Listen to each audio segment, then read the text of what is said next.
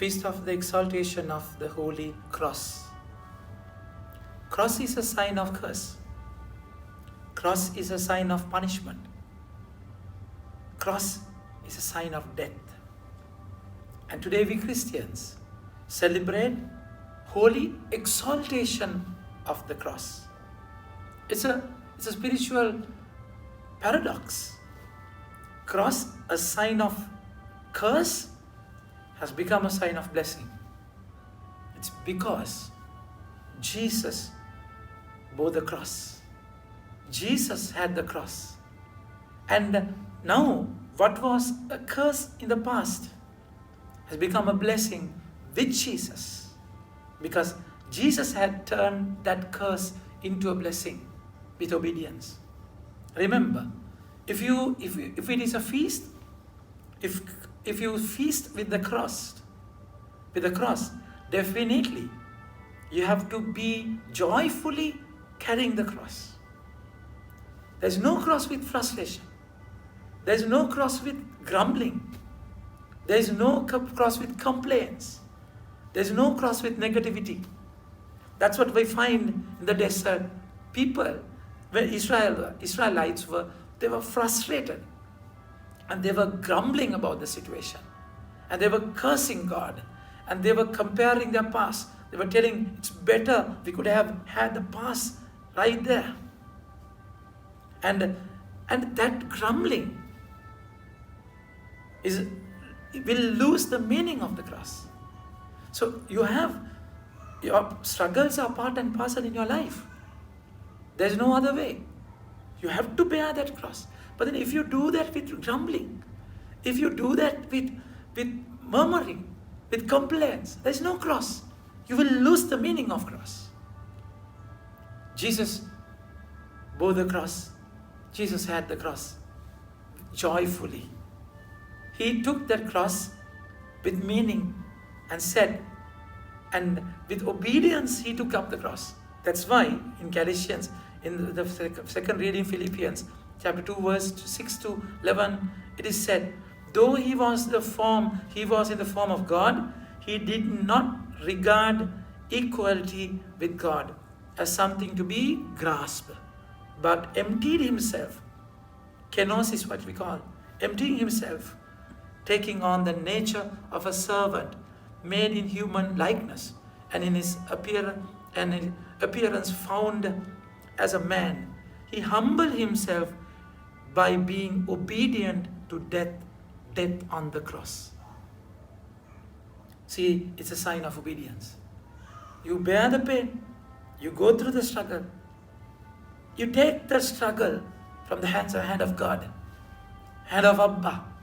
That's where you will really find the meaning of your cross. But then if you look at people, if you look at situations, and you give the ownership to those situations, you will lose the meaning. So God sent serpent as a reminder in the wilderness. Serpents. And they attacked the people. Serpents. And then with the venom, with the poison, they started dying. My dear friends, we in frustration, in frustration and in grumbling, you have that venom of the serpents. You will die in that negativity. And then Lord asked, normally if a serpent bites you, look at the wound, and you deal with the wound. But contrary, the Lord is asking them to make a bronze serpent, carve a bronze serpent and hang it on a stick. And he asked all the people to look at the serpent. Those who look at that serpent will be saved. And they had life. So imagine the serpent, the image of the serpent, and the same serpent is made out of bronze. It's a sign he asked to mate it with bronze. That is a sign of obedience.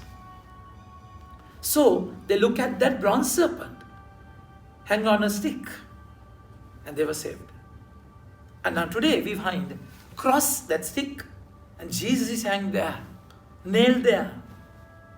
Jesus with bruised wounds, bloody body, blood is flowing, and crushed, smashed, and killed. It denotes, it shows your wound. Those wounds will denote your wounds, your rejection, your destruction, your death. The Lord is asking not to look at your wound, rather look at Jesus. The power of the cross. That's the glory, the glamour, and the power of the cross.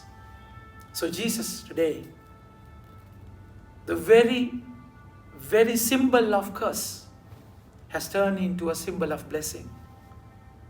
God so loved the world. Gospel says, God so loved the world, He gave His only Son as a ransom. And He was hanged on a cross so that all who look at Him will be saved. Satan is defeated with the power of Jesus, and we exorcise demons with the cross. He so loved the world and gave His only Son as a ransom. My dear friends, we have a journey. Same journey Israelites had. Journey towards not promised land. New promised land is heaven. But then it's a journey in the wilderness with struggles, with pain, rejection, with all our limitations. That is our cross. So never grumble, never complain. Have that cross joyfully and bear that pain rejoicingly, because you are taking part in the mission of Jesus, mission of saving people. So that day, the word says, He will raise all who believes in Him. He will raise Him, and people will look at us. When as a mother, as a father, with your struggle, with your wounds, with your brokenness, if you are raised, they will look at you and they will find power, meaning to their life struggles. So that's how we are going to celebrate the feast of the Holy Cross. Think about it and have a nice day. May God bless you.